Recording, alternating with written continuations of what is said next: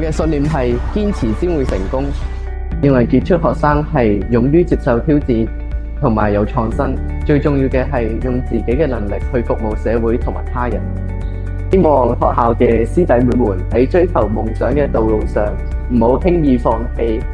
突破自己，追求卓越。傑出學生除咗要有成績呢個基本嘅條件之外，更加要有一個勇於去探索未知嘅好奇心，探索同埋研究未知嘅領域，為人類作出貢獻。好感謝我嘅學校同埋父母喺我嘅成長過程入面俾咗好多嘅支持同埋機會我。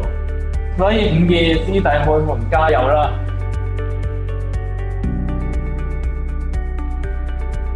咁我覺得咧，作為一個傑出學生咧，除咗要有優異嘅成績之外咧，亦都要有個人嘅目標去推動自己做事啦，亦都要保持開放嘅心境去學習各種各樣嘅嘢。當然都要同同學保持和睦嘅關係，有禮咁對待師長嘅。